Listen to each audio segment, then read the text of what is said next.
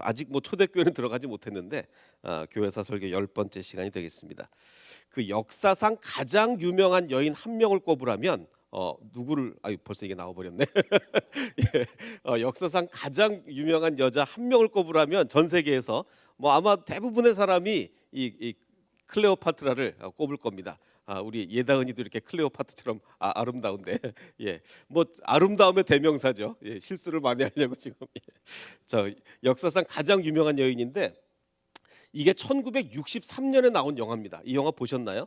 이 영화가 장장 4시간이나 돼요. 이게 굉장히 보기 힘든 영화인데 근데 이런 영화를 1963년이니까 컴퓨터 그래픽이 전혀 없거든요. 그래픽이 전혀 없이 이런 영화를 찍었다는 게 정말 놀라울 정도로 옛날에 이런 어마어마한 영화를 찍었는데 자, 전 세계에서 제일 유명한 여인입니다. 그런데 그럼 과연 우리는 클레오파트라에 대해서 우리가 뭘 알고 있느냐? 파스칼이 얘기했죠. 뭐 파스칼이라고 얘기하면 수학자이자 물리학자이자 철학자이자 신학자. 물론 우리가 믿는 신학하고는 조금 다른 결이 다른 신학을 합니다만 뭐 그야말로 이과 문과 학문을 완전히 모두 다 섭렵한 어마어마한 학자인데 이 파스칼이 이렇게 얘기를 했었죠. 그 클레오파트라의 코가 조금만 더 낮았더라면 세계의 역사가 달라졌을 것이다. 뭐 이런 말을 했습니다. 근데 뭐 우리 많이 알려지기는 세계의 역사가 달라졌을 것이다 이렇게 알려졌지만 실제로 이 파스칼이 한 말은 그야말로 수학자다운 물리학자다운 말을 했습니다. 뭐라고 실제로 얘기한 게 뭐냐면 클레오파트라의 코가 조금만 더 낮았더라면 지구의 모든 표면이 달라졌을 것이다. 이렇게 이제 이런 식으로 얘기를 했는데 그걸 이제 바꿔서 사람들이 뭐 역사가 달라졌을 것이다 이렇게 전해주고 있는데 그러면은 이 그 파스칼은 뭐 조금만 더 안 예뻤더라면 뭐 이렇게 얘기하지 않고 하필이면 왜 코 얘기를 했느냐? 그 많은 이 클레오파트라의 신상 중에서 왜 하필이면 코를 얘기했느냐? 그 클레오파트라가 어떻게 생겼는지에 대해서 이제 남아 있는 게 이제 동전이 남아 있는데 클레오파트라 동전 거기에 보면은 굉장히 코가 높아요. 매부리 코로 이렇게 좀 돼가지고 굉장히 코가 높게 이 형상이 돼 있습니다. 그래서 뭐 그럼 과연 코 때문에 예쁜 거냐는 모르겠습니다. 뭐 때문에 이렇게 되는지 모르겠는데 자 어쨌든 이 클레오파트라가 왜 이렇게 어마어마한 여자가 되었느냐 뭐 그럴 수밖에 없는 게 당시에 세계를 움직이던 두 남자 세계를 움직이던 두 남자가 카이사르고 카이사르가 죽은 이후에는 안토니우스인데 두 남자와 그 둘 다 이렇게 염분을 뿌렸으니 그리고 두 남자가 이 여자에 의해서 영향을 어마어마하게 받았으니 그야말로 클레오파트라의 코가 조금만 더 낮았어도 지구의 모든 표면은 바뀌었을 것이다. 뭐 이렇게 얘기를 할 정도가 된 거죠. 자 그러면 이제 그럼 클레오파트라가 도대체 어떻게 그 이집트의 여왕이 되었느냐를 알려면 알렉산더부터 다시 한번 우리가 소환을 해야 됩니다. 이 알렉산더가 원래 마케도니아 사람이죠. 그래서 아마 클레오파트라도 이 마케도니아계 그리스인으로 우리가 생각을 합니다. 그 이집트의 여왕이라서 이집트 사람이 아니고 이 마케도니아계 그리스계일 거예요. 왜냐하면 이 알렉산더 대왕이 어마어마한 속도로 전 세계를 막 거의 지배를 한 다음에 33살의 나이로 뭐 너무 일찍 죽지 않았습니까? 너무 일찍 죽어서 알렉산더가 갑자기 죽은 후에 나라가 제국이 4쪽이 났습니다. 그 4명의 부하들이 서로 내가 알렉산더의 후계자다라고 하면서 4명의 부하가 서로 알렉산더의 후계자임을 자처하면서 나라가 4쪽이 났는데 그중에 이집트를 다스리던 사람이 누구냐? 이집트를 다스리던 사람이 프톨레미라는 부하였어요. 프톨레미 장군. 근데 이 사람은 자기가 최고다라는 걸 입증하기 위해서 아마 알렉산더의 그 시신을 훔쳐다가 이집트에 이렇게 매장을 하면서 그러니까 자기가 알렉산더의 적통이다 이렇게 지금 주장을 한 거죠. 그러니까 이 프톨레미도 그리스 사람인 거예요. 그리스 사람. 그래서 이제 그 그리스 사람이 이집트를 다스리게 된 겁니다. 자, 그 중에 이제 그 이집트의 그래서 마지막 파라오가 누구냐면 이 프톨레미 왕조의 마지막 왕 클레오파트라가 된 거죠. 물론 자기 아들하고 이제 나중에 같이 다스리게 되는데 자 그래서 이 프톨레미 왕조 이집트를 다스리던 마지막 파라오가 이 클레오파트라가 된 거죠. 그럼 어떻게 이 여자가 이제 왕이 됐느냐? 이제 뭐 쭉 그 프톨레미 그 왕조가 쭉 지속이 되다가 그 프톨레미오스 12세가 죽으면서 자기 아들하고 딸을 둘을 결혼을 시켰어요. 아들하고 딸을 이게 둘이 이 프톨레미오스 13세와 클레오파트라 7세입니다. 우리가 흔히 그냥 뭐 클레오파트라 그렇게만 말하지만 사실은 클레오파트라 7세예요. 아들하고 딸을 결혼을 시킵니다. 왜냐하면 그때 뭐 여러 가지 이유가 있는데 그리스 사람들이 와서 이집트를 다스리다 보니 자기 왕실 안에서 결혼을 시키는 거예요. 그러니까 근친 결혼을 시키는 거죠. 자, 그래서 이제 죽으면서 니네 둘이 결혼해서 이집트를 다스려라라고 이제 이렇게 하면서 죽었습니다. 근데 이 프톨레미오스 13세가 나이가 그때 몇 살이었냐면 10살. 그리고 클레오파트라가 몇 살이었냐면 18살이었어요. 그래서 이제 남매이자 부부가 되면서 이제 그 이집트를 다스리게 되었습니다. 자, 그런데 그때 당연히 이제 이 그 남자 동생은 워낙 어리니까 뭐 나라를 제대로 다스릴 수가 있겠습니까? 그래서 클레오파트라가 거의 뭐 권력을 쥐면서 자기 동생을 이제 한참 어린애 취급을 한 거죠. 동생이자 남편인데. 자, 그런데 당시 10살이던 이 동생이 이제 컸죠. 컸습니다. 커가지고 이제 나라를 장악을 하려 그러는 거예요. 실제로 장악을 했습니다. 그래서 자기 누나를 저기 멀리 내쫓아 버립니다. 그래서 클레오파트라가 밀려났어요. 그래서 이 프톨레미오스 13세가 이제 권력을 장악하고 나라를 그 어마어마한 이집트 제국을 다스리게 되었습니다. 자, 그동안 이제 그 로마에서는 어떤 일이 있었느냐? 어떻게 이게 이 클레오파트라 쫓겨났는데 이 쫓겨난 여자 클레오파트라가 어떻게 카이사르의 그 여자친구가 될 수가 있었느냐? 그 삼두 정치 뭐 제가 지금 여러 번 말씀을 드리는데 삼두 정치 중에서 크라수스는 일찍 죽었고 먼저 죽었고 그 폼페이우스가 이 카이사르를 견제하면서 그때 이렇게 말한 거 기억나시죠? 카이사르 빨리 로마로 돌아와서 재판을 받아라. 카이사르를 제거해야 되겠다라는 생각에서 너 빨리 그 군대를 두고 혼자서 로마로 와서 재판을 받아 이렇게 얘기를 했습니다. 그러자 카이사르가 어떡합니까? 군대를 데려가죠. 군대를 데리고 루비콘강을 건너면서 주사위는 던져졌다. 기다려라. 그러면서 이제 그 로마로 쳐들어가는 겁니다. 그러자 폼페이우스는 어떻게 했죠? 기억나십니까? 폼페이우스는 걸음아 날 살려라고 도망을 갑니다.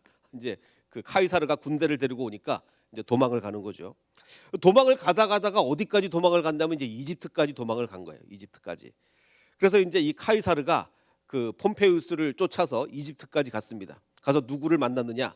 그 동생이었던 현재는 실권을 장악하고 클레오파트는 저기 도망가고 없고 현재 실권을 혼자 장악하고 있는 프톨레미오스 13세를 만나게 됩니다. 자, 근데 이제 프톨레미오스 13세가 딱 보니까 이제 로마 상황을 딱 보니까 이거 폼페이우스는 이제 이거 한물 간 거고 앞으로는 카이사르의 시대가 되겠다라고 이 어린애가 그걸 이게 판단을 잘한 거예요. 그래가지고 안 되겠다. 그러면 나는 줄을 서야 되겠다. 카이사르한테 줄을 서야 되겠다라고 해서 어떻게 했냐면 폼페이우스를 목을 베어버리죠. 제가 말씀 한번 드린 적이 있습니다. 폼페이우스 목을 베어버려가지고 카이사르 오셨습니까? 내가 당신을 위해서 선물을 준비했습니다. 라고 하면서 그 선물을 뭘 줍니까? 항아리를 딱 가져와서 여기 이제 이 폼페이우스의 목을 이렇게 갖다가 바친 거죠. 그런데 또 제가 말씀드렸죠. 이 유대인들은 이 사건을 어떻게 해석한다고요? 그 폼페이우스가 예루살렘을 쳐들어오면서 이방인이 지성소를 밟았잖아요. 이방인이. 그건 유대인들도 못 밟는 대제사장만 들어갈 수 있는 지성소를 밟았기 때문에 유대인들은 폼페이우스를 향해서 엄청난 저주를 퍼부었는데 목이 잘렸다는 소식을 듣고 역시 하나님이 폼페이우스의 목을 자르셨구나. 이제 이렇게 생각을 했습니다. 자, 그런데 지금 이 프톨레미오스 동생, 이 프톨레미오스 13세는 카이사르를 만나서 이제 나라를 어떻게 할 거냐 막 이러고 있는데 그 소식이 이제 누구한테 들어갔느냐? 이 클레오파트라 귀에 들어간 거죠. 그래서 이거 내가 카이사르를 만나야 되는데 동생이 어디 만나게 해줍니까? 절대로 못 만나게 하죠. 그 자기 누나를 카이사르 만나게 해주겠습니까? 절대로 못 만나게 하고 있는데 그럼 어떻게 내가 카이사르를 만날까 고민을 하다가 이거 뭐 유명한 사건이죠. 이제 그 종이 카페트를 이거 클레오파트라가 보낸 선물입니다. 그리고 이제 카페트를 이렇게 갖고 오는 거야. 이 카페트를 선물로 드리겠습니다. 그래서 그 카페트를 쫙 열어보니까 클레오파트라가 그 안에 누워 있었던 거죠. 그래서 몰래 잠입을 한 겁니다. 물론 이것도 정사는 아니에요. 야사입니다. 정사는 아니고 야사인데 뭐 많은 사람들이 그렇게 믿고 있어요. 그래서 이 자기 자신을 카페트에 둘둘 말아가지고 그래서 그 감시망을 뚫고 카이사르를 만나게 됐다. 이게 이제 이 야사입니다. 그래서 이제 이 카이사르와 클레오파트라가 얘기를 하는 거예요. 그래서 클레오파트가 날 좀 도와달라. 내 동생이 지금 나를 쫓아내고 이러는데 나를 도와달라. 이렇게 얘기를 하는 거예요. 자, 그러면 이제 이 카이사르가 왜 넘어갔을까? 이 클레오파트라한테 왜 넘어갔을까? 이 클레오파트라는요. 그 당시에 지금 이 이집트 알렉산드리아에 뭐가 있었습니까? 전 세계 최고의 도서관이 있었죠. 뭐 세계에 있는 책 중에 없는 책이 없다라고 그때 말할 수 있는 어마어마한 세계 최대 도서관이 이 알렉산드리아에 있었습니다. 여기에는 그 성경책 70인역 성경책도 있었고 하여간 전 세계에 없는 책이 없다는 알렉산드리아 도서관이 있었어요. 자, 그런데 뭐 요즘 그 우리가 흔히 젊은 사람들 하는 말로 뭐 나이트 클럽에 맨날 가는 여자를 뭐라 그럽니까? 죽순이라 그래요. 죽순이. 도서관 죽순이가 있었어요. 이 알렉산드리아 도서관에서 하루 종일 책만 보면서 살던 사람이 있었습니다. 누구였냐면 그 죽순이가 클레오파트라예요. 클레오파트라가 아침부터 저녁까지 하루 종일 책만 봤어요. 그렇게 공부를 열심히 했습니다. 그래가지고 이 전해진 바에 의하면 이 클레오파트라는 9개 국어를 할 수 있었어요. 9개 국어. 히브리어를 포함해서 그래서 웬만한 나라의 대신이 오면 통역 없이 그냥 다 얘기를 했다고 합니다. 대단했어요.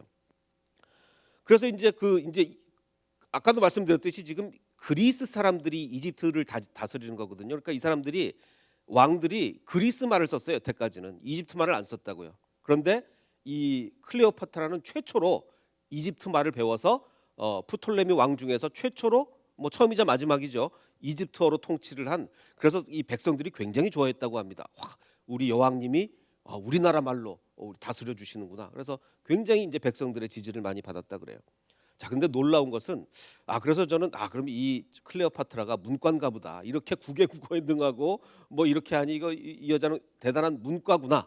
아닙니다. 수학과 과학에도 대단히 아주 특출났다고 합니다. 그러니까 한마디로 말하면 천재 중에 천재예요. 클레오파트라가. 그 파스칼 같은 사람이죠. 뭐 수학, 물리학, 뭐 신학, 철학 다 했으니까 비슷한 사람이에요. 자, 그래서 사실은 클레오파트라가 미녀였는지에 대한 거는 논란이 있어요. 특히 최근 들어서 많은 학자들이 클레오파트라가 미녀가 아니었다고 주장하는 학자들이 많이 있습니다. 자, 그런데 논란이 없는 건 뭐냐? 클레오파트라가 천재였다는 데 대해서는 논란이 없습니다. 대단히 천재였고 말을 하면 누구든지 클레오파트라 말에 빨려 들어갈 수밖에 없었다. 그래서 클레오파트라가 미모로 그걸 한 게 아니고 그녀의 화술이었다. 이렇게 하는 학자들이 많이 있습니다. 자, 어쨌든 지금 뭐 카페트에 말려서 들어갔는지 어떻게 들어갔는지 하여간 클레오파트라가 카이사르와 만나서 이제 둘이 완전히 카이사르가 클레오파트라에 이제 현혹이 됐습니다. 자, 그래서 이제 지금 두 남매가 있는데 원래는 지금 동생이 완전히 남자 동생이 실권을 잡고 있는데 이 카이사르가 로마가 지배자잖아요. 이집트의 지배자니까 앞으로 니네 둘이 공동으로 다스려라. 니네 아버지가 원래 둘이 같이 다스리라 그랬다며라고 하면서 공동으로 다스리라고 명령을 한 거예요. 자, 그럼 이제 동생 입장에서 기분이 나쁩니까? 안 나쁩니까? 기분이 나쁜 거죠. 나 혼자 다스렸는데 갑자기 카이사르가 나타나서 공동으로 다스리라고 하니. 그래서 군대를 이끌고 카이사르를 공격합니다. 근데 이거는 큰일 난 게 아무리 로마군이 세다 해도 지금 여기가 어디 땅이에요? 이집트 땅이에요. 이집트 땅이기 때문에 로마군은 한 4천 명인가 몇 명 안 됐어요. 근데 이 프톨레미오스 13세가 어마어마한 군대를 이끌고 그 카이사르를 공격하니까 이제 뭐 카이사르는 꼼짝없이 죽게 생긴 거예요. 꼼짝없이. 자, 그런데 이때 누가 나타났느냐? 그때 말씀드린 헤롯 대왕의 아버지 안티파터가 그 소식을 딱 듣고 이 안티파터는 줄서기의 명수거든요. 이때 카이사르에게 줄 서야 되겠다라고 이제 판단을 해서 얼른 군대를 동원을 해서 카이사르를 도와줍니다. 죽음의 위기에 있던 카이사르를 도와줘요. 그래서 카이사르가 이게 안티파터가 너무 고마웠던 거죠. 내가 까딱하면 이집트에서 죽을 뻔했는데 너 때문에 살았다라고 하면서 안티파터에게 로마 시민권도 주고 너 그럼 이제 유대에 그때 그 전에는 뭐 일개 그냥 뭐 지도자 중에 한 명이었는데 너 총독 장관을 해라. 그리고 나서 이 아들인 헤롯이 유대 왕이 된 거죠. 이 사건과 이렇게 다 연결이 되는 겁니다. 근데 결국은 이제 그 동생이었던 이 동생 왕은 결국 나일강에 빠져 죽어요. 이 전쟁을 통해서. 자, 그러면 이제 여기서 우리가 처음에 이제 얻었던 질문이 이 파스칼이 했던 질문. 클레오파트라의 코가 조금만 더 낮았더라면 어떻게 됐을까? 자, 그러면 뭐 이게 미모 때문에 현혹이 된 거라면 그러면 카이사르가 클레오파트라 유혹에 넘어가지 않았겠죠. 그러면 클레오파트라가 왕권으로 복귀되지도 않았겠죠. 계속 동생이 다스렸을 겁니다. 남동생이. 자, 그러면 프톨레메오스 13세가 카이사르를 공격할 이유도 없죠. 공격할 이유도 없고, 그러니까 헤롯의 아버지인 안티파터가 와서 카이사르를 도와줄 일도 없어요. 그러면 당연히 그 아들 헤롯이 유대인의 왕이 되지 못하겠죠. 그럼 헤롯이 유대인의 왕이 되지 못하면 어떤 일이 벌어집니까? 예수님이 오셨을 때 아기들이 안 죽었을 거예요. 자, 여기까지 이어지는 거죠. 그러니까 클레오파트라의 코랑 지금 그 베들레헴에서 아이들 죽은 거랑 지금 이렇게 연결이 되는 거예요. 자, 그러면 결국 뭐 이렇게까지 그럼 우리가 연결을 시키자면 베들레헴에서 아기들 죽은 것이 클레오파트라의 코 때문이냐? 이제 여기서 이제 우리가 이런 의문을 제기를 할 수 있습니다. 마태복음에 보면 헤롯이 심히 노해서 이제 그 동방 박사들 얘기를 듣고 심히 노해서 베들레헴과 그 모든 지경 안에 있는 사내 아이를 2살부터 다 죽이라고 했는데 그러면 이게 클레오파트라의 코 때문이냐? 성경은 그렇게 말하지 않잖아요. 성경은 뭐라고 말하고 있습니까? 성경은 자, 이렇게 아이들이 죽은 것은 선지자 예레미야를 통해서 말씀하신 그 예언이 이루어지는 거다. 라마에서 슬퍼하며 크게 통곡하는 소리가 들리니 라헬이 그 자식을 위하여 애곡하는 것이라. 그가 자식이 없으므로 위로받기를 거절하였다 함이 이루어졌다. 이 베들레헴에서 아이들이 죽은 것은 예언이 이루어진 거다. 하나님께서 이미 다 예언하셨고 예수님을 오시는 과정에서 이런 희생이 있을 것이라는 것을 하나님이 미리 예언하셨고 그 예언이 이루어지는 거라고 성경은 얘기하고 있습니다. 클레오파트라가 코가 높아서 이뻤고 그래서 뭐 저기 카이사르가 거기서 빠졌고 이래가지고 뭐 이러다 보니까 이렇게 된 게 아니고 하나님의 예언이 이루어진 거다라고 얘기하고 있어요. 그래서 이것을 세상적으로만 보자면 원인과 결과, 원인은 뭡니까? 클레오파트라가 이뻤고 그래서 카이사르의 여친이 됐고 그 결과 뭐 쫙 역사적 사실이 이루어져서 무슨 나비 효과처럼 결국은 베들레헴의 아이들이 죽은 거다. 원인은 클레오파트라가 이쁜 거고 결과는 아이들이 죽은 거다. 이건 세상이 보는 거고 성경이 보는 건 그건 아니다. 이거 하나님의 섭리다. 원인과 결과가 아니라 두 개 다 하나님의 섭리에 의한 이것도 하나의 사건, 저것도 하나의 사건이다. 원인과 결과로 보는 것이 아닙니다. 만약에 이것이 진짜 원인과 결과라면 진짜 클레오파트라가 이뻐서 베들레헴의 아이들이 죽은 거예요. 원인과 결과라면. 그런데 성경은 그렇게 말하지. 이건 하나님의 예언이 이루어진 거예요. 그러니까 두 개 다 하나님의 섭리에 의한 두 개 다 독립적인 사건이지 하나가 원인이 되고 하나가 결과가 되는 것이 아닙니다.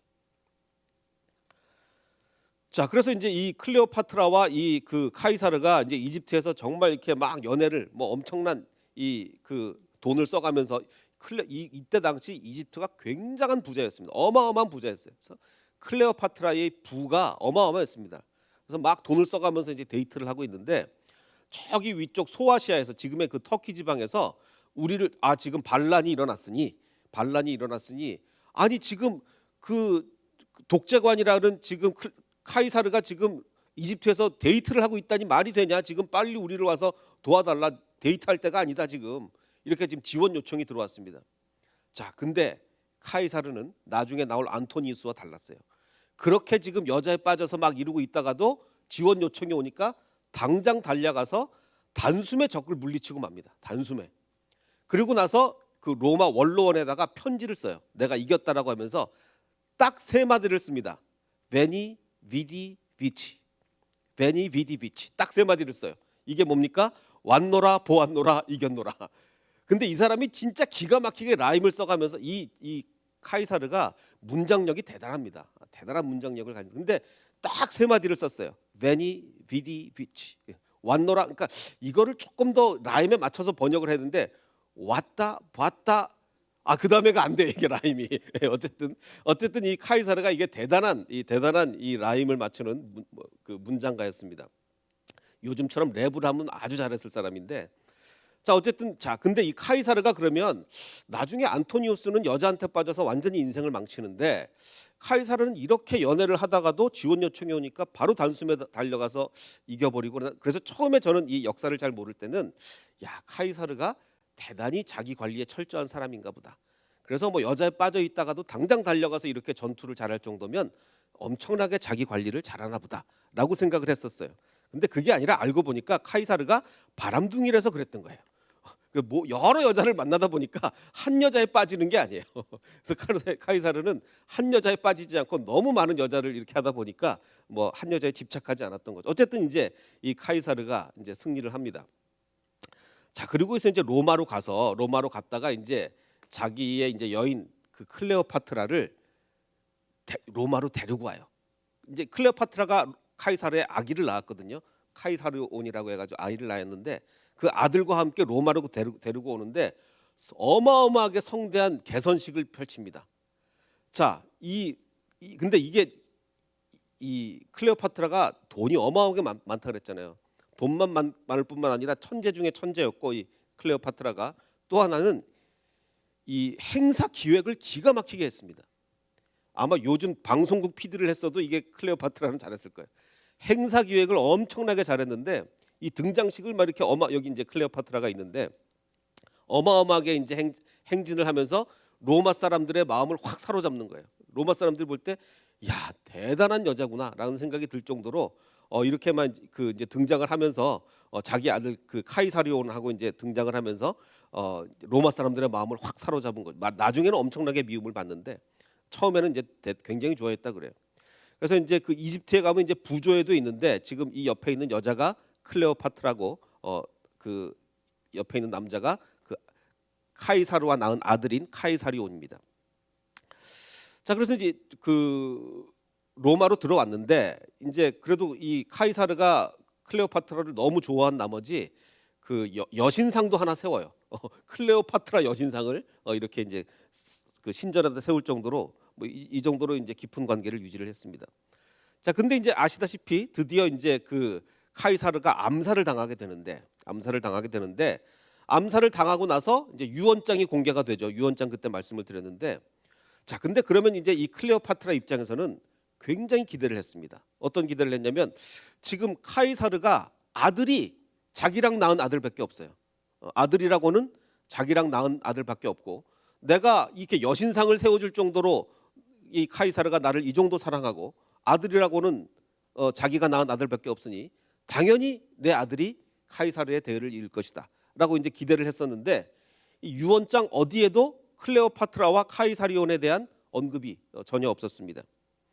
그리고 그때도 말씀드렸지만 그때 당시 이 카이사르의 핵심 관계자 카핵관이 누구였느냐 안토니우스였는데 그 사람도 유언장에 언급이 없어요.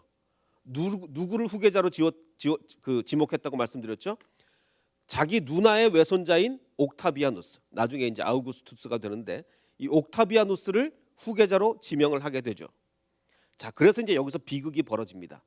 그때 당시 완전히 실권을 장악하고 있던 카이사르의 핵심 관계자 이 카핵관 안토니우스와 이 후계자로 지목이 된 옥타비아누스랑 이제 전쟁을 피할 수가 없는 거예요. 둘이서 전쟁을 통해서 누가 로마를 이끌어 갈 것인지를 결정을 할 수밖에 없게 된 거죠.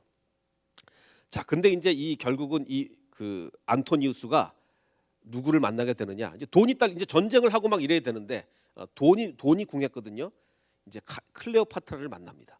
클레오파트를 만나는데 이 안토니우스 뭐 그때 당시 뭐 이렇게 생겼을지는 모르겠지만 옛날에 남은 조각은 이건데 아까도 말씀드렸듯이 클레오파트라는 행사 기획의 달인입니다. 뭐 따라갈 사람이 없어요.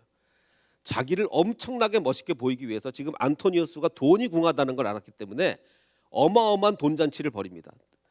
금박을 입힌 배, 금으로 완전 치장을 한 배에다가 그때 당시는 이 자주색 천이 굉장히 귀했어요. 그래서 자주색 이렇게 천을 두르면 최고의 명품이었습니다. 근데 아예 전체를 자주색으로 해가지고 어마어마한 배를 이끌고 이 안토니우스 앞에 나타난 거예요. 그래서 뭐 그 배에서는 뭐 엄청나게 화려한 잔치가 벌어졌습니다. 그리고선 자기가 멋지게 짠 나타나는 거예요. 이게 행사 기획력이 대단한 여자예요. 그러면서 이제 배 안에서 잔치를 벌이는데 안토니우스가 정말 뭐 휘둥그레질 정도로 어마어마한 산의 진미, 별의별 지구상에 있는 온갖 산의 진미를 다 요리를 해가면서 안토니우스를 대접을 합니다. 완전 안토니우스가 그야말로 뭐 속된 말로 뿅 가버렸어요. 그 클레오파트라한테. 그래서 이제 안토니우스가 이제 완전히 정신을 잃고 완전히 클레오파트라한테 이제 빠져 있는 겁니다. 그 소식을 누가 들었느냐? 그 이제 경쟁자인 그 카이사르의 후계자로 지목이 된 그 옥타비아누스. 나중에 아우구스투스가 되죠. 옥타비아누스가 그 소식을 듣고 어디를 들어갔느냐? 신전으로 쳐들어갑니다. 신전. 그때 당시 베스타 신전에 뭐가 보관이 돼 있었냐면 이 안토니우스의 유언장이 뭐 아직 젊었지만 그래도 미리 유언장을 다 써놓죠. 유언장이 보관 중인 베스타 신전에 쳐들어가서 불법적으로 안토니우스의 유언장을 탈취를 합니다. 그래놓고 그 내용을 원로원들한테 공개를 해요. 그 유언장 내용에 뭐가 있었느냐? 그 내용에 전쟁으로 얻은 로마의 영토를 자기와 클레오파트라가 낳은 아들에게 준다. 완전히 원로원이 뒤집어지는 거죠. 아니 이 로마의 영토를 클레오파트라 아들한테, 자기랑 낳은 안토니우스랑 낳은 클레오파트라 아들한테 준다고 완전히 뒤집어졌습니다. 또 하나 뒤집어지는 게 나 안토니우스가 로마에서 죽을지라도 내 시신을 알렉산드리아에 옮겨서 클레오파트라랑 같이 매장하게 해달라. 완전히 지금 로마, 그러면 너는 이집트 사람이냐 로마를 버린 거냐, 완전 이 로마가 뒤집혔습니다. 그래서 드디어 전쟁이 일어나요. 전쟁. 그래서 그 유명한 그 악티움 해전이 여기서 벌어지게 되는 겁니다. 악티움 해전은 그래서 이 옥타비아누스와 안토니우스 플러스 클레오파트라 이렇게 이제 연합군으로 해서 그 어마어마한 전쟁이 벌어집니다. 이 뭐 전 세계 전쟁 중에서 제일 유명한 전쟁 중에 하나인데 뭐 여기서 그 클레오파트라가 일찍 도망가 버려요. 클레오파트라는 도망가고 안토니우스는 완전히 패배를 하게 되고 맙니다. 이 안토니우스가 워낙 뛰어난 장군이고 전략가였기 때문에 클레오파트라에 빠져서 이렇게 막 정신을 잃지 않았으면 이 전쟁은 당연히 안토니우스가 이길 전쟁이에요. 옥타비아누스가 게임이 안 되는 전쟁입니다. 그런데 이 안토니우스가 완전히 뭐 지금 여자한테 빠져서 아무것도 못하고 있었기 때문에 지게 된 거죠. 자, 여기서도 이제 또 야사가 있는데, 야사, 정사는 아니고 야사인데 이제 먼저 도망갔던 클레오파트라가 죽었다는 소식을 들었어요. 안토니우스가. 자, 그러면 아까 그 카이사르랑은 반응이 다릅니다. 이 사람은 순정파예요. 뭐 어떻게 순정파냐면 나에게는 딱 한 여인밖에 없다. 난 하나의 사랑만 있다. 근데 그 여자가 죽었으니 나도 살아있을 이유가 없다. 그러면서 할복을 합니다. 할복을 해요. 이런 순정파가 어디 있습니까? 자, 근데 이게 이 영화 배우를 이 흉상하고 아주 닮은 배우를 잘 구한 것 같아요. 자, 근데 뭐 정사는 아니고 야사지만 그래도 많이 이렇게 많이 알려져 있는 설이에요. 그래서 이제 할복을 하는데 이제 바로 죽는 게 아니라 좀 죽을 때까지 시간이 많이 걸리죠. 그래서 결국은 이 누구한테 갔냐면 이 클레오파트라를 만납니다. 그래서 클레오파트라의 무릎 위에서 결국은 숨을 거두게 되죠. 그래서 이제 클레오파트라는 이제 큰일 난 거죠. 카이사르 편에 붙었는데 카이사르 죽었죠. 안토니우스 편에 붙었는데 안토니우스 죽었죠. 어떻게 하면 이제 또 옥타비아누스한테 한번 해볼까 했는데 안 되는 거예요. 그래가지고 결국은 아시겠지만 이제 그 클레오파트라가 자살을 하는데 뱀한테 물려서 죽었다라는 설이 전해지지만 이것 역시 뭐 정사는 뭐 영화에도 보면 뱀한테 물립니다만 정사는 아니고 야사입니다. 자, 그럼 여기서 다시 파스칼의 이야기로 가보겠습니다. 클레오파트라의 코가 조금만 더 낮았더라면 어떤 일이 벌어졌을까? 그러면 안토니우스가 이렇게 정신을 잃지 않았겠죠. 제대로 정신을 차리고 이 옥타비아누스와 경쟁에 임했을 거예요. 그러면 옥타비아누스가 이길 수가 없어. 이건 안토니우스가 이기는 게임이에요. 지금 모든 권력이나 군사력이나 이런 걸로 봐서 그 안토니우스가 클레오파트라한테 빠지지만 않았다면 안토니우스가 이깁니다. 자, 그러면 안토니우스가 황제가 됐을 거예요. 자, 그러면 그 전에도 말씀드렸듯이 옥타비아누스는 왕이 되자마자 뭘 했냐면 자기 아버지 그 양아버지 카이사르를 신격화를 하죠. 신처럼. 그 자기도 신격화를 하죠. 왜 그래야 되냐? 자기 집안이 신의 집안이라고 해야 되는 거예요. 왜냐하면 양아들 다 핏줄이니까 우리 집안은, 우리 카이사르 집안은, 가이사 집안은 신의 집안이다 라고 하기 위해서 자기 아버지도 그 신격화를 하고 자기도 신격화를 합니다. 자, 그럼 근데 안토니우스가 로마의 황제가 됐다면 자기 자신을 신격화하지는 않았을 거예요. 상황으로 볼 때 그렇게 신격화하지는 하지도 않았을 거고 하지도 못했을 겁니다. 자, 그러면 어떻게 역사가 흘러갑니까?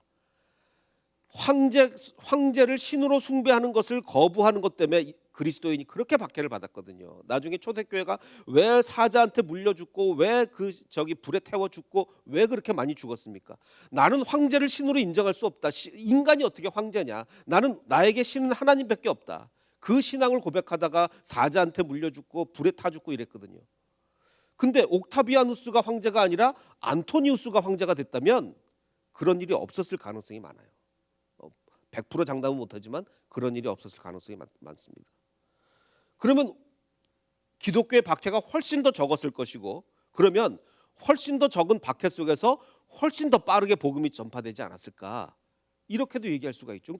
그러면 결국은 클레오파트라의 코 때문에 기독교인이 이렇게 박해를 받은 거냐. 자, 그런데 초대교회의 엄청난 영적인 지도자였던 터툴리안은 이렇게 이야기를 합니다. 터툴리안은 뭐라고 얘기를 하냐면 초대교회의 지도자입니다. 기독교는 박해를 받으면 받을수록 기독교회는 더 늘어났다. 왜냐하면 순교자들의 피가 기독교의 씨앗이기 때문이다. 순교자의 피가 기독교의 씨앗이었기 때문에 박해를 받아서 기독교가 감소한 것이 아니라 박해를 받으면 받을수록 그리스도인들은 더 늘어났다. 터툴리안은 이렇게 말하고 있는 거예요. 그러니까 클레오파트라의 코 때문에 기독교인이 박해를 받아서 더 많이 전파될 수 있었는데 그렇지 못했다가 아니라 오히려 순교자들의 피가 기독교의 씨앗이 된 겁니다. 그래서 아까 말씀드린 것처럼 클레오파트라의 코가 원인이었고, 그래서 안토니우스가 패배한 게 원인이었고, 그 결과 아우구스투스가 왕이 돼가지고 황제 숭배돼가지고 수많은 기독교인, 이게 원인과 결과가 이렇게 되는 게 아니라 이건 역시 하나님의 섭리라는 거죠. 이건 하나님의 섭리에 의한 각각의 사건에 불과한 것입니다. 제가 여러 번 말씀드렸지만 지난주 수요일 날 3년 만에 정말 대신고등학교 대면 채플이 있었습니다. 그동안 코로나로 계속 그 영상 채플만 이렇게 했었고 또 반에 들어가서 수업만 했었고 그러는데 3년 만에 드디어 대신고등학교 1학년 채플인데 3년 만에 채플이 있었어요. 그래서 저희들이 이 채플을 위해서 정말 많이 기도하고 정말 많이 준비를 했습니다. 그래서 이제 아이들한테 아무래도 이제 안 믿는 애들이 훨씬 더 많으니까 이 설교보다는 찬양이 훨씬 더 좋은 접근 수단이 되겠다라고 해서 찬양 예배로 정말 열심히 준비를 했습니다. 그래서 이제 그 찬양팀을 구성을 할 때도 정말 대전에서 최고의 연주자들을 모였어요. 그래서 우리 홍전사님뿐만 아니라 드럼 그리고 모든 연주자들이 정말 대전 시내 최고 연주자들로 모여서 정말 열심히 준비해서 정말 그야말로 음악만으로도 아이들의 마음을 확 사로잡을 만한 정말 그런 예배를 정말 열심히 준비를 했습니다. 그런데 정말 놓친 게 있어요. 뭘 놓친 게 있냐면 당장 그 아이들이 이 350명의 아이들, 그 머슴애들이 여자도 아니고 350명의 그 머슴애들이 그날 또 날씨도 그러니까 두꺼운 잠바를 입고 두꺼운 잠바는 소리를 다 먹거든요. 꽉 차서 소리를 먹고 350명이 두꺼운 잠바를 입고 있으니까 평소랑 음향이 너무 달라지는 거예요. 음향이. 저 뒤에 가니까 소리가 잘 들리지도 않아. 원래 우리 조정만 하면 우리 워낙 지금 음향이 좋기 때문에 조정만 하면 충분히 다 아무리 300명 아니라 500명이 앉아 있어도 다 커버가 되는 시스템인데 조정을 못한 거죠. 왜냐하면 엔지니어가 따로 없었거든요. 평소 세팅대로 해놓고 예배를 드렸는데 뒤에서 한 명의 엔지니어만 있어도 이게 음향 조절만 했으면 정말 이 찬양이 아이들한테 350명한테 다 전달이 돼서 굉장한 예배가 됐을 텐데 저 뒤에서는 소리도 제대로 안 들린 거예요. 그래서 정말 제 마음이 막 이렇게 열심히 준비하고 했는데 마음이 무너지는 것 같더라고요. 자, 그러면 이제 파스칼식으로 생각을 하면 대신고등학교 이 찬양 예배에 음향 엔지니어만 한 명이 있었다면 완전히 달라졌겠죠. 완전히. 자, 그런데 아닙니다. 아니에요. 복음 전도의 궁극적인 이게 제대로 전달이 될 거냐 안 될, 그거는 물론 엔지니어가 있으면 훨씬 좋았겠죠. 근데 궁극적인 건 그게 아니죠. 핵심은 그게 아니에요. 근데 제가 너무나 감사한 것은 정말 뒤에서는 진짜 소리도 제대로 안 들렸다니까요. 자, 그런데 정말 이 선생님들도 예배 시간에 너무너무 이 정말 열심히 아이들을 축복해주고 선생님들도 이렇게 찬양을 하셨고 학생들도 얼마나 몰입을 했는지 몰라요. 잘 들리지도 않는 소리인데 학생들도 정말 기쁘게 참여를 했고 그 중에서도 열심히 하나님을 찬양하고 정말 진지하게 예배드리는 그런 학생들이 있었던 거예요. 정말 제가 은혜를 받았습니다. 이렇게 음향도 그날 음향이 잘 안 되고 준비한 게 정말 우리가 100을 준비했다면 뭐 그중에 10도 제대로 전달이 안 됐어요. 그런데도 하나님이 역사하시니까 우리가 정말 그 예배를 위해서 기도하고 헌신하고 그 예배를 위해서 정말 피땀을 흘리니까 소리가 잘 안 들려도 이렇게 되는구나. 이렇게 되는구나. 음향 엔지니어의 유무가 그게 결정하는 게 아니구나. 그런 깨달음을 얻었습니다. 자, 오늘 말씀이 안토니우스가 클레오파트라의 코가 낮았다면 내가 이렇게 안 망하는 건데 아닙니다. 아니에요. 자, 사울은 어떻게 생각해요? 사울은 그렇게 다윗을 죽이려고 했는데 내가 그때 창을 조금만 더 잘 던져서 다윗이 죽었으면 내가 내 말로가 이렇게 안 비참했을 텐데 그거 아니죠. 아닙니다. 자, 다윗은 나단 선지자한테 지적을 받았을 때 이런 생각을 글쎄 했을까요? 그때 밧세바가 왜 하필 그때 목욕을 하냐고. 밧세바가 그때 목욕만 안 했으면 내가 이런 일이 벌어지지 않을 텐데 아닙니다. 벌써 신앙이 무너졌던 거예요. 다윗은 그때 당시 신앙적으로 영적으로 무너졌던 거예요. 밧세바가 그때 목욕을 했느냐 안 했느냐는 관계가 없습니다. 자, 요셉도 마찬가지입니다. 애굽의 종으로 팔려갔어요. 객관적으로 보면 인생 끝난 겁니다. 노예로 팔려갔는데 노예로 팔려간 사람이 무슨 희망이 있겠습니까? 21세기도 아니고 옛날 수천 년 전인데 노예로 팔려간 사람한테 무슨 희망이 있겠어요? 인생 끝난 거예요. 인생 끝난 거예요.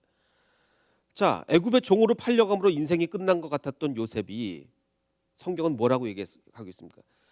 그때 팔려가지 않았더라면 내가 좀 말조심해가지고 내가 좀 말조심해서 형들한테 그 정도 미움 안 받았으면 안 그랬을 때 그게 아닙니다. 창세기에 보면 여호와께서 종으로 팔려갔지만 여호와께서 요셉과 함께 하심으로 그가 형통한 자가 되었다고 합니다. 앞에 거 다 상관없는 거예요. 앞에 종으로 팔려갔건 어쨌건 간에 그 앞에 무슨 일이 있었던 간에 그게 원인이고 지금 결과가 되는 게 아닙니다. 앞에 무슨 일이 있었던 간에 여호와께서 요셉과 함께 하심으로 요셉이 형통한 자가 된 거죠. 그래서 그 주인 애굽 사람의 집에 있으니 그의 주인이 그 주인도 본 거예요. 객관적으로 눈에 보였던 얘기죠. 여호와께서 그와 함께 하심을 보며 또 여호와께서 그의 범사에 형통하게 하심을 보았더라. 혹시 여러분들의 마음속에 내 인생에 그 일이 없었다면 지금 이러지 않을 텐데 그런 사건이 있습니까? 내가 그 일만 없었다면 지금 내가 이러지 않을 텐데 절대 그렇지 않습니다. 앞에 무슨 일이 있었건지는 전혀 상관없습니다. 앞에 무슨 일이 있었던지는 상관없이 중요한 게 뭡니까? 지금 하나님과의 나와의 관계가 중요한 거예요. 하나님이 지금 우리와 요셉과 함께 하셨던 것처럼 하나님이 지금 우리와 함께 하신다면 종으로 팔려왔건 노예로 팔려왔건 뭘로 팔려왔건 상관없습니다. 하나님이 우리와 함께 하시면 우리가 형통한 자가 될 수 있어요. 그래서 아까 우리 불렀던 찬양이 있죠. 오직 주의 은혜로 지금 여기 서 있는 겁니다. 앞에 무슨 일이 있었는지는 상관이 없어요. 후회할 필요도 없습니다. 그것 때문에 밤에 잘못 잘 필요도 없고 그것 때문에 스트레스 받을 필요도 없어요. 오직 주의 은혜로 지금 여기 서 있는 거고 주님의 은혜가 우리를 채우는 겁니다. 요셉과 같은 그런 삶이 우리 헷세드 교인의 모든 삶에 충만하게 이어지기를 주님의 이름으로 축원합니다.